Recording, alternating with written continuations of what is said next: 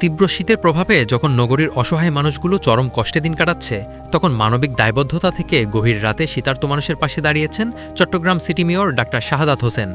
শনিবার রাতে তিনি চট্টগ্রাম মেডিকেল কলেজ এলাকা পরিদর্শন করে প্রায় ৫০০ শীতার্ত মানুষের মধ্যে কম্বল বিতরণ করেন। রেড ক্রিসেন্ট সোসাইটির সহযোগিতায় আয়োজিত এই কার্যক্রমে গভীর রাতে ও মেয়র নিজে উপস্থিত থেকে শীতার্ত মানুষদের হাতে কম্বল তুলে দেন এবং তাদের খোঁজখবর নেন।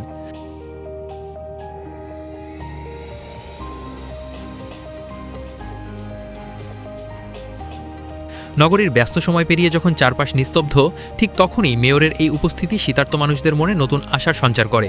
এ সময় মেয়র ডাক্তার শাহাদাত হোসেন বলেন, শীত মৌসুমে খোলা আকাশের নিচে বসবাসকারী মানুষদের কষ্ট সবচেয়ে বেশি।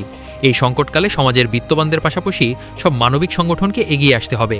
তিনি বলেন, মানুষের কষ্ট লাঘব করাই আমাদের মূল দায়িত্ব। শীতার্ত মানুষের পাশে দাঁড়ানো কোনো অনুগ্রহ নয়, এটি আমাদের নৈতিক ও সামাজিক কর্তব্য। তিনি আরও জানান, শীত মোকাবেলায় চট্টগ্রাম নগরীতে পর্যায়ক্রমে কম্বল বিতরণ কার্যক্রম অব্যাহত থাকবে। বিশেষ করে ভাসমান মানুষ, শ্রমজীবী ও নিম্ন আয়ের জনগোষ্ঠীর কথা বিবেচনায় রেখে এই মানবিক উদ্যোগ চলমান থাকবে বলে আশ্বাস দেন তিনি। এই উদ্যোগে সহযোগিতা করায় রেড ক্রিসেন্ট সোসাইটির সদস্যদের প্রতি কৃতজ্ঞতা প্রকাশ করেন মেয়র।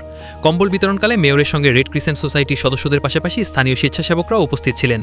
গভীর রাতে মেয়রকে পাশে পেয়ে শীতার্ত মানুষরা সন্তোষ প্রকাশ করেন এবং এই মানবিক সহায়তার জন্য আন্তরিক কৃতজ্ঞতা জানান।